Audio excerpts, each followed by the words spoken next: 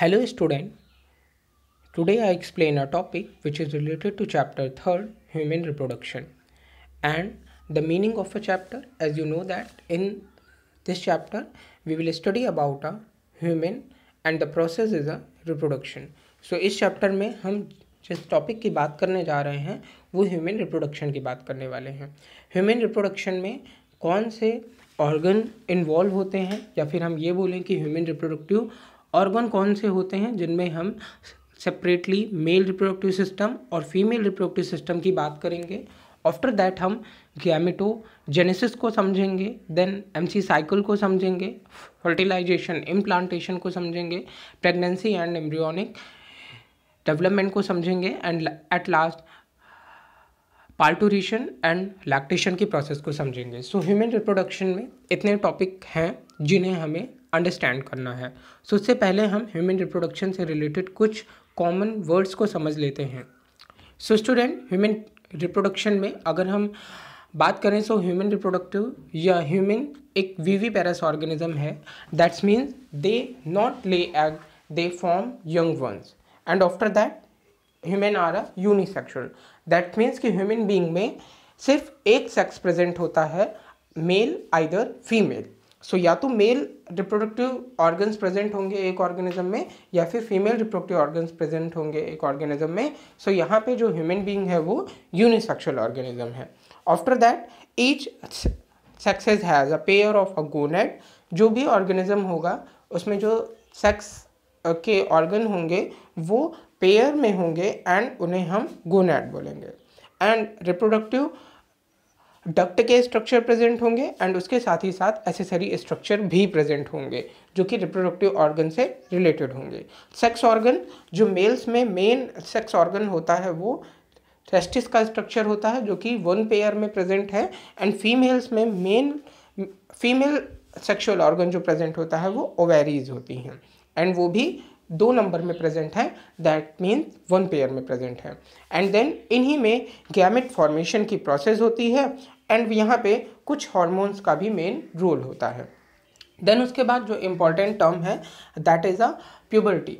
So here the gamete formation is occur, और या फिर हम अगर एक कॉमन वर्ड में बोलें प्यूबर्टी का मीन्स होता है अ ऑर्गेनिज्म गेट सेक्सुअली मैच्योर। तो कोई ऑर्गेनिज्म जब सेक्सुअली डेवलप होता है या सेक्सुअली उसमें mail and female reproductive organ different organism में फॉर्म होते हैं एंड गैमेट का फॉर्मेशन होना शुरू होता है, उस टाइम पे हम उस एज को प्यूबर्टी बोलते हैं। ओके, सो फीमेल्स में जो गर्ल्स हैं उनमें 11 to 13 प्यूबर्टी की एज होती है एंड जो मेल्स हैं उनमें 12 to 14 हम गैमेट फॉर्मेशन की या प्यूबर्टी की एज बोलते हैं। After that another one is a gametogenesis. So formation of a gamete को हम बोलते हैं गैमेटोजेनेसिस एंड यहाँ पे मेल एंड फीमेल के गैमेट के स्ट्रक्चर फॉर्म होंगे जिन्हें हम स्पर्म एंड ओवा बोलते हैं।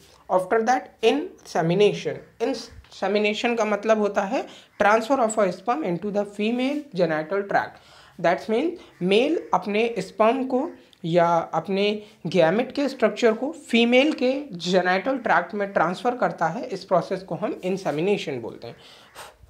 फर्टिलाइजेशन का मीनिंग आप जानते ही हैं, fusion of a male and female gamete is forming the zygote is known as a fertilization. After that implantation. जो भी फर्टिलाइज जाइगोट है अब आगे जाकर के उससे फर्दर एम्ब्रियो का स्ट्रक्चर फॉर्म होना है, सो उसका डेवलपमेंट होना एंड ब्लास्टोसिस्ट का फॉर्मेशन होना और यूटेराइन की वॉल से अटैच होना ही हम इम्प्लांटेशन बोलते हैं। After that gestation. सो एक जाइगोट का after forming embryo and the embryonic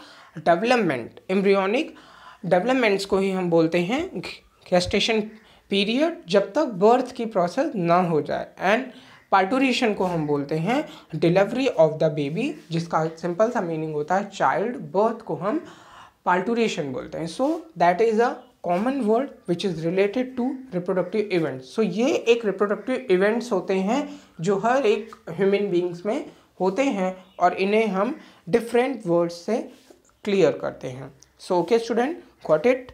then हम नेक्स्ट प्रोसेस को समझेंगे एंड वो प्रोसेस जो है वो मेल रिप्रोडक्टिव सिस्टम की है। सो हम यहाँ पे मेल रिप्रोडक्टिव सिस्टम की बात करेंगे। As you know that student, the male reproductive system is located in a pelvis region. हम जब अपने स्केलेटल सिस्टम की बात कर रहे थे तो हमने स्केलेटल सिस्टम में समझा था कि जो हमारा बिलो साइड का पोर्शन है, एब्डोमिनल केविटी एक तरीके से आप बोल सकते हो, सो वहाँ पे पेल्विस रीजन में लोकेट करता है mail reproductive system. And mail reproductive system में 4 पार्ट्स हम इंक्लूड करते हैं। एंड फर्स्ट पार्ट जो होता है उसे हम बोलते हैं a pair of a testis, second one को हम बोलते हैं एसेसरी डक्ट्स, थर्ड वन को हम बोलते हैं accessory glands, and fourth one को हम बोलते हैं एक्सटर्नल जेनाइटल पोर्शन। सो ये 4 थिंग्स जो हैं वो मेल रिप्रोडक्टिव सिस्टम से रिलेटेड होती हैं। अब हम इन्हें समझ लेते हैं कि एक मेल रिप्रोडक्टिव सिस्टम में a pair of a testis के स्ट्रक्चर प्रेजेंट होंगे। दैट्स मीन हर मेल में 2 टेस्टिस के स्ट्रक्चर प्रेजेंट हैं, और अगर हम पेयर की बात करें तो 1 पेयर में प्रेजेंट होते हैं। ये टेस्टिस के स्ट्रक्चर एब्डोमिनल केविटी से बाहर प्रेजेंट होते हैं। दैट्स मीन्स कि ये एब्डोमिनल में सिचुएटेड नहीं होते हैं, और ये एब्डोमिनल केविटी से बाहर प्रेजेंट होते हैं and with in a pouch, एक पाउच के स्ट्रक्चर में जिसे हम स्कॉल्टम बोलते हैं। सो जो हमारे दोनों टेस्टिस के स्ट्रक्चर हैं ये एक पाउच लाइक स्ट्रक्चर में प्रेजेंट हैं जिसे हम स्कॉल्टम बोलते हैं, और इसका मेन रोल होता है कि ये हमारी बॉडी से 2 to 2.5 डिग्री सेल्सियस हमारे टेस्टिस का टेम्परेचर लो रखे। सो हमारे बॉडी से 2 to 2.5 lower than the normal internal body temperature से लो रखने के लिए ये हमारी एब्डोमिनल केविटी से टेस्टिस के स्ट्रक्चर बाहर एक पाउच लाइक स्ट्रक्चर में प्रेजेंट होते हैं जिसे हम स्कॉल्टम बोलते हैं। एंड आप जानते भी हो कि 2 to 2.5 डिग्री सेल्सियस लोअर रखना होता है हमें अपने बॉडी के टेम्परेचर से टेस्टिस के स्ट्रक्चर को, because of lower body temperature के ही स्ट्रक्चर में ही स्पर्म का फॉर्मेशन हो सकता है। सो इसलिए ये हमारी बॉडी से एब्डोमिनल केविटी से बाहर प्रेजेंट होते हैं। आफ्टर दैट स्टूडेंट, अब हम एक टेस्टिस के स्ट्रक्चर को समझेंगे एंड उसके बारे में जानेंगे। ओके स्टूडेंट, सो आप जानते हैं कि जो टेस्टिस का स्ट्रक्चर है वो ओवल इन शेप होता है, 4 to 5 सेंटीमीटर लेंथ में होता है एंड 2 to 3 सेंटीमीटर विड्थ में होता है।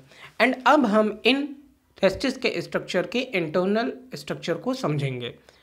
सो हियर स्टूडेंट, अगर हम बात करें टेस्टिस के स्ट्रक्चर की, तो हमने बोला कि एक ह्यूमन बीइंग में या एक मेल में 2 टेस्टिस के स्ट्रक्चर प्रेजेंट होते हैं जो कि ओवल इन शेप के स्ट्रक्चर प्रेजेंट होते हैं। एंड अब ईच टेस्टिस में 250 टेस्टिकुलर लोब्यूल्स प्रेजेंट होते हैं। दैट्स मीन्स कि अगर हम ईच टेस्टिस की बात करें तो जो ये ओवल शेप का टेस्टिस का स्ट्रक्चर प्रेजेंट है इसमें 250 छोटे छोटे कंपार्टमेंट लाइक स्ट्रक्चर प्रेजेंट होते हैं, और इन्हें हम बोलते हैं टेस्टिकुलर लोब्यूल्स। इसे आप ऐसे समझ सकते हो कि हमारे पास एक बड़ा सा हॉल है और उस हॉल में हमने छोटे छोटे रूम बना दिए हैं, एंड इन रूम को हमने क्या बोला? टेस्टिकुलर लोब्यूल बोला। अब इन टेस्टिकुलर लोब्यूल्स के अंदर highly coiled structure tube like structure present होते हैं जिन्हें हम सेमिनिफेरस ट्यूब्यूल्स बोलते हैं। दैट्स मीन्स कि जो ये 250 टेस्टिकुलर लोब्यूल्स के स्ट्रक्चर टेस्टिस के अंदर प्रेजेंट हैं, इनके अंदर 1 to 3 1 से 3 सेमिनिफेरस ट्यूब्यूल्स के स्ट्रक्चर प्रेजेंट होते हैं। Okay student, and in seminiferous tubules के अंदर भी 2 टाइप्स के सेल के स्ट्रक्चर प्रेजेंट होते हैं। इन सेमिनिफेरस ट्यूब्यूल्स के अंदर भी 2 टाइप्स के सेल्स के स्ट्रक्चर प्रेजेंट होते हैं, और इन सेल्स को हम बोलते हैं, फर्स्ट सेल जो होती हैं वो मेल जर्म सेल्स कहलाती हैं, या फिर उसे हम इस पर मेटोगोनिया बोलते हैं, और जो सेकेंड टाइप की सेल्स होती हैं उन्हें हम सर्टोली सेल्स बोलते हैं। तो फर्दर आपको सेमिनिफेरस ट्यूब्यूल्स का एक मेन फंक्शन समझ में आया कि सेमिनिफेरस ट्यूब्यूल्स का मेन फंक्शन है production of a sperm. And seminiferous tubules में 2 टाइप्स की सेल्स प्रेजेंट हैं। First one is a male germ cell and second one is a Sertoli cell. So आप जानते हैं male germ cells further meiotic division करेगी and वो sperm का formation करेगी, एंड जो सर्टोली सेल का स्ट्रक्चर प्रेजेंट है उसका मेन फंक्शन है डेवलपिंग स्पर्म के स्ट्रक्चर को न्यूट्रिशन प्रोवाइड करना। सो सर्टोली सेल का मेन फंक्शन है provide nutrition to the germ cell. Okay student, अब हमने सेमिनिफेरस ट्यूब्यूल्स के स्ट्रक्चर को समझा कि टेस्टिकुलर लोब्यूल्स के अंदर सेमिनिफेरस ट्यूब्यूल्स 2 to 3 नंबर्स में प्रेजेंट थी। अब सेमिनिफेरस ट्यूब्यूल्स के बाहर, दैट्स मीन्स कि जो हमने ये टेस्टिकुलर लोब्यूल्स का स्ट्रक्चर फॉर्म किया, इसके अंदर ट्यूब के स्ट्रक्चर के अलावा भी तो कुछ फ्री स्पेस होगा, और इस फ्री स्पेस को हम बोलते हैं इंटरस्टिशियल स्पेस। दैट्स मीन्स कि ये जो इंटरस्टिशियल स्पेस 2 ट्यूब्यूल्स या 3 ट्यूब्यूल्स के बीच में, सेमिनिफेरस ट्यूब्यूल्स के बीच में प्रेजेंट है, इसे हमने स्पेस बोला। और इस स्पेस में ब्लड की वेसल्स प्रेजेंट होती हैं, या फिर जिन्हें हम ये भी बोल सकते हैं कि ब्लड की वेसल्स के साथ साथ इनमें इंटरस्टिशियल सेल्स भी प्रेजेंट होती हैं, और इन इंटरस्टिशियल सेल्स का अनदर नेम होता है लीडिंग सेल। ओके स्टूडेंट, सो सेमिनिफेरस ट्यूब्यूल्स के बाहर जो फ्री स्पेस है उसमें इंटरस्टिशियल सेल्स प्रेजेंट हैं, या फिर उन्हें हम लीडिंग सेल भी बोलते हैं, और इन लीडिंग सेल्स का मेन फंक्शन है सेक्रीट द टेस्टिकुलर हार्मोन, जिसे हम एंड्रोजन बोलते हैं। सो स्टूडेंट्स, आप अगर फ्लैशबैक में जाओ थोड़ा, तो हमने जहाँ पे एंडोक्राइन ग्लैंड्स की बात की थी कि क्योंकि जो भी ये प्यूबर्टी की सिचुएशन है या मेल रिप्रोडक्टिव ऑर्गन्स के डेवलप होने की प्रोसेस है, या फिर स्पर्म फॉर्मेशन शुरू होने की प्रोसेस है, ये सब हमारे हार्मोनल से रिलेटेड होते हैं। फॉर एग्जांपल कि जैसे जो हमारा हाइपोथैलेमस का रीज़न था, और जब हमने एंडोक्राइन ग्लैंड्स के बारे में स्टडी किया था तो हमने बोला था कि भाई हाइपोथैलेमस का जो रीज़न है वो GnRH gonadotropic releasing hormones release करता है, जो कि जा करके हमारे एंटीरियर पिट्यूटरी के पोर्शन पे वर्क करता है। उस टाइम पे ये जो हमारे पिट्यूटरी का पोर्शन है, पिट्यूटरी जो हमारी ग्लैंड है, ये 2 टाइप के हार्मोन्स रिलीज करती है। एंड वहाँ पे क्या है, ये एक हार्मोन रिलीज करती है जिसे हम बोलते हैं FSH फॉलिकल स्टिमुलेटिंग हार्मोन, और सेकेंड वन जो होता है वो LH प्रोड्यूस करती है, ल्यूटेनाइजिंग हार्मोन रिलीज करती है। तो ये जो ल्यूटेनाइजिंग हार्मोन है ये जाकर के लीडिंग सेल में फंक्शन करता है, और लीडिंग सेल को सिंथेसाइज करने के लिए कि leading cell testosterone hormone synthesis करे। एंड आपको पता है टेस्टोस्टेरोन हार्मोन रिलेटेड होता है हमारे सेकेंडरी सेक्सुअल फीचर से and also the formation of sperm से। एंड जो हमने FSH की बात की, फॉलिकल स्टिमुलेटिंग हार्मोन्स की बात की, फॉलिकल स्टिमुलेटिंग हार्मोन फंक्शन कहाँ शो करते हैं, सर्टोली सेल्स पे फंक्शन शो करते हैं।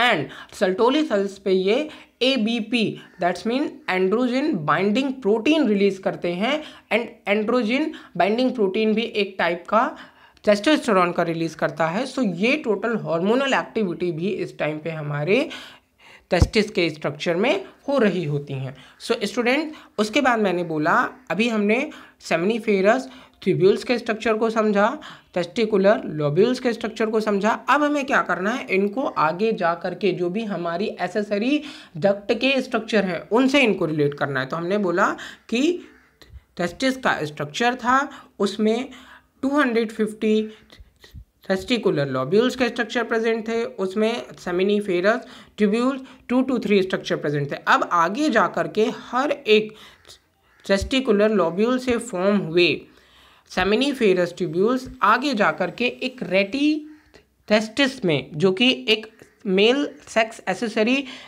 डक्ट है, उनसे ये रिलेट हो जाएगी। दैट्स मीन्स कि ये जो सेमिनिफेरस ट्यूब्यूल्स का स्ट्रक्चर था वो आगे जा करके रेटी टेस्टिस स्ट्रक्चर में ओपन होती हैं। एंड देन ये रेटी टेस्टिस का स्ट्रक्चर वास एफ्रेंशिया से अटैच होता है, एंड देन ये वास एफ्रेंस का स्ट्रक्चर जा करके अटैच होता है एपिडाइडमस के स्ट्रक्चर से, एंड आफ्टर दैट ये एपिडाइडमस का स्ट्रक्चर वास डिफरेंस में ओपन होता है एंड देन ये यूरेथ्रा के थ्रू ओपन कर दिया जाता है। सो आफ्टर दैट आप जानते ही हो कि यूरेथ्रा का स्ट्रक्चर जो है हमारा वो पेनिस के स्ट्रक्चर में प्रेजेंट है। सो टोटल ऐसे ये पूरा हमारे टेस्टिस का स्ट्रक्चर मेल रिप्रोडक्टिव ऑर्गन से रिलेटेड होता है और इनकी इंटरनल एक्टिविटी को हमने इसमें समझा। एक बार हम इस प्रोसेस को फिर से रिवाइज कर लेते हैं।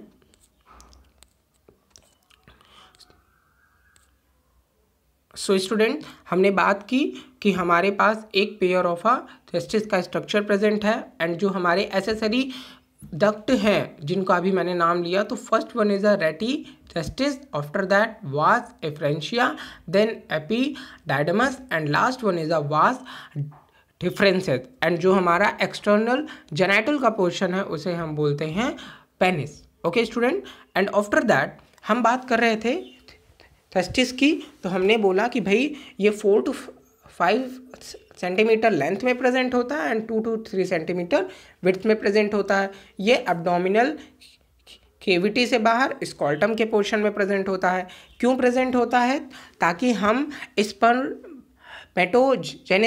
दैट्स मीन्स स्पर्म का फॉर्मेशन हो सके, इसलिए हमें 2 to 2.5 डिग्री सेल्सियस लोअर रखना है अपने बॉडी के टेम्परेचर को। आफ्टर दैट स्टूडेंट हमने बोला कि भाई हमारे पास हर एक टेस्टिस के स्ट्रक्चर में 250 टेस्टिकुलर लोब्यूल्स के स्ट्रक्चर प्रेजेंट है, जिनमें 1 to 3 सेमिनिफेरस ट्यूब्यूल्स के स्ट्रक्चर प्रेजेंट है। देन हमने बात की कि जो हमारी सेमिनिफेरस ट्यूब्यूल्स के स्ट्रक्चर थे उसमें 2 टाइप्स की सेल्स प्रेजेंट थी। फर्स्ट सेल जो थी वो थी male germ cell, second cell जो थी वो सर्टोली सेल्स थी।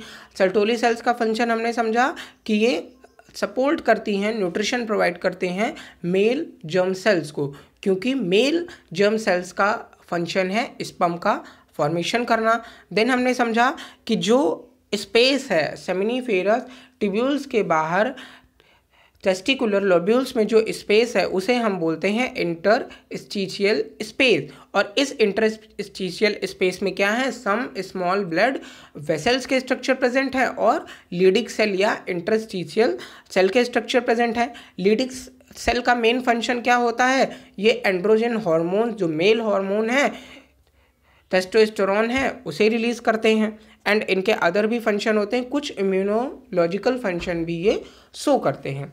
आफ्टर दैट स्टूडेंट हमने जो अगली प्रोसेस समझी वो ये समझी कि जब सेमिनिफेरस ट्यूब्यूल्स के स्ट्रक्चर एक हाईली कॉइल्ड स्ट्रक्चर हैं, जब वो एक दूसरे के साथ ज्वाइंट होते हैं, टेस्टिकुलर लोब्यूल से बाहर रीच होते हैं, उस टाइम पे वो स्ट्रक्चर क्या करते हैं, रेटी टेस्टिस के थ्रू वास एफ्रेंशिया में ओपन होते हैं, एंड देन आफ्टर दैट इस वास एफ्रेंशिया के स्ट्रक्चर से ये एपिडाइडमस के स्ट्रक्चर में ओपन होते हैं, जो कि वो एपिडाइडमस का स्ट्रक्चर वास डिफरेंस में ओपन होता है, एंड देन उसके बाद वो loop over urinary bladder, loop over that means urinary bladders के थ्रू आगे ये भेज दिए जाते हैं यूरेथ्रा के पोर्शन में। स्टूडेंट्स, आप इसे अपने बुक के डायग्राम से और अच्छे से समझ पाएंगे, एंड जब आप इसे प्रैक्टिस करेंगे तो ये चीज़ें आपको और क्लियर होंगी। ओके स्टूडेंट, सो हमने इन प्रोसेस को समझा।